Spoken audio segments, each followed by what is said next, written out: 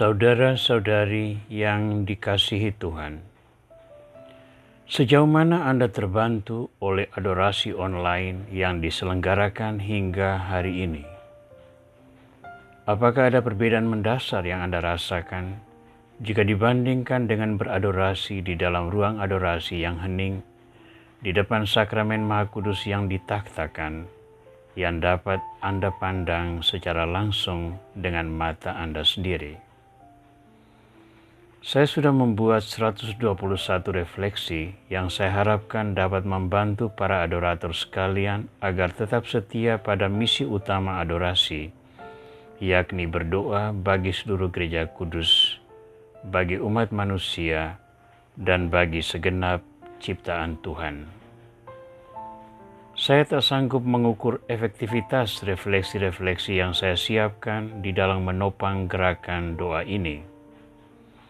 Menyiapkan refleksi itu sudah merupakan tantangan sendiri, karena setiap refleksi diharapkan memberi satu titik perhatian yang mendorong para adorator untuk mendalaminya secara pribadi sesuai konteks kehidupan masing-masing.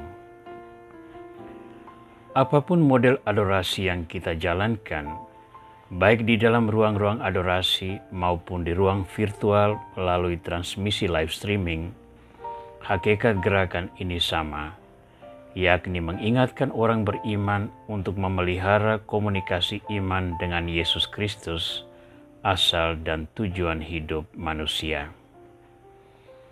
Maka mulai episode ke-122 ini, saya ingin mengajakmu mendalami pola-pola doa Yesus yang dapat kita jadikan contoh untuk memperkaya gerakan doa yang membaharui iman banyak orang. Selama beberapa episode ke depan, kita coba membedah pola-pola doa ini, mengambil hikmahnya, dan menentukan tanggapan apa yang dapat kita lakukan dari pemahaman kita. Catatan pertama tentang pola doa Yesus kita temukan pasca pembaptisan dirinya di Sungai Yordan oleh Yohanes Pembaptis. Injil-Injil sinoptik mencatat, Yesus menghabiskan 40 hari 40 malam di padang gurun sesudah pembaptisan itu untuk berpuasa. Puasa merupakan praktek umum mendisiplinkan kerohanian diri, menumbuhkan kemampuan untuk mengendalikan diri, sehingga orang memiliki kontrol diri yang memadai dalam menghadapi aneka godaan selama hidupnya. Karena itu dalam periode tersebut, orang mengisi waktunya dengan merenung tentang kehidupannya, apa kelebihan dan kekuatannya, melatih diri dalam doa yang efektif, sehingga selalu ada pengawasan dari hati nurani sendiri yang merupakan corong Tuhan berbicara kepada umatnya. Selama periode tersebut, orang akan tenggelam dalam banyak doa kepada Tuhan, sehingga suara hatinya lebih tertata untuk memahami apa kehendak Tuhan atas dirinya. Secara pribadi, saya berpikir, kesan pertama tentang pola doa Yesus adalah memisahkan diri dari kebiasaan rutin sehari-hari dan memasukkan diri ke dalam satu ruang lingkup yang memungkinkannya berkomunikasi hanya dengan Bapa, tidak dibebani oleh hal-hal lain yang ada di sekitarnya. Pasca pengumuman dirinya sebagai Mesias di Sungai Yordan, Yesus mulai menarik perhatian orang-orang yang menanti-nantikan pemenuhan janji keselamatan Tuhan yang hendak mengutus Sang Mesias, pembawa pembebasan bagi umat Israel. Namun popularitas yang terlalu cepat biasanya bersifat instan, mudah diterima tetapi juga mudah ditinggalkan. Hidup dan pelayanan Yesus tak dapat berpijak hanya pada popularitas instan. Ia perlu melangkah lebih jauh ke dalam hakikat perutusan yang ditentukan Tuhan. Menemukan hakikat terdalam perutusan itu tidak dapat ditemukan di tengah lingkungan yang sibuk dengan berbagai urusan. Maka pola pertama yang kita temukan dalam doa Yesus adalah memisahkan diri dari dunia untuk berkomunikasi sepenuhnya dengan Tuhan. Yang pertama adalah berdoa di padang gurun sesudah pembaptisan. Yang lain adalah berdoa di waktu fajar sesudah mujizat-mujizat penyembuhan di Kapernaum. Hal yang sama ia lakukan sesudah mujizat perbanyakan roti. Ketika orang banyak yang mengaguminya hendak membawa dan menjadikan dia raja, Yesus menyingkir ke bukit seorang diri. Dari kilasan kisah-kisah ini, kita menemukan pesan utama bahwa untuk berdoa, Yesus menciptakan ruang rohaninya sendiri, di mana tak ada yang lain selain dirinya dan Bapa Surgawi. Saya ibaratkan doa Yesus dalam kesendirian itu sebagai sebuah konsultasi dengan Bapa, melaporkan perkembangan karya yang sudah dilakukan, mencari nasihat, meminta perbaikan dan peneguhan untuk melanjutkan tugas yang sama. Saya kira di sini kita sepakat bahwa pola pertama doa Yesus adalah memisahkan diri dari dunia dan orang banyak untuk sepenuhnya berkomunikasi dengan Bapa Surgawi.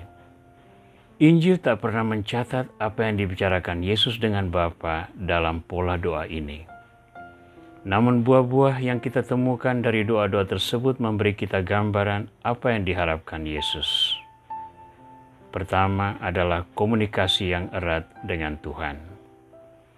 Ketika dibaptis di Sungai Yordan, Bapa bersabda dari langit, "Engkaulah anakku yang kukasihi, kepadamu aku berkenan."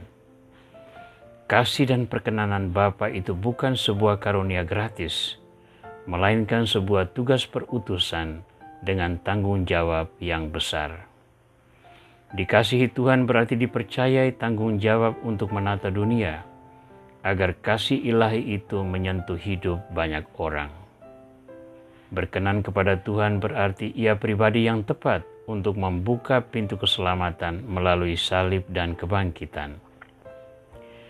Di sisi manusiawi, Yesus harus selalu melekat pada Bapa agar ia memperoleh kekuatan untuk menjalani tanggung jawab yang berat itu. Bukti terbesar ialah ketika Yesus berhasil mengalahkan godaan setan dengan kekuatan dari Bapa.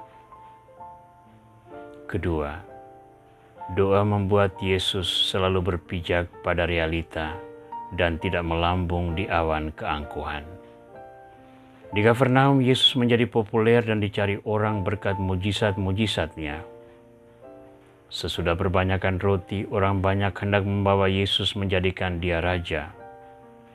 Tanggapan Yesus selalu sama, memisahkan diri dari keramaian itu dan berdoa. Popularitas instan itu memabukkan sekaligus menjebak. Yesus harus selalu kembali ke akar perutusan. Untuk itu, ia kembali berkonsultasi dengan Bapa dalam doa. Doa selalu membawanya kembali ke hakikat perutusan. Saudara, dua hal pokok ini yang hendak kita ambil sebagai pesan dasaria dari refleksi di episode ini. Mengapa kita terus beradorasi, baik secara langsung maupun secara virtual? Jawabannya adalah agar kita selalu berkomunikasi dengan Tuhan. Berkomunikasi dengan Tuhan berarti membuka diri bagi semua masukan, koreksi, peneguhan, dan berbagai karunia lain yang selalu mengingatkan kita bahwa tak ada keselamatan di luar Tuhan. Doa menjadi koridor penghubung antara kita dan Tuhan, dan karena komunikasi ini, kita diingatkan untuk selalu berpijak pada bumi, pada realitas, dan tidak melambung ke awan, tidak dibuai kesombongan.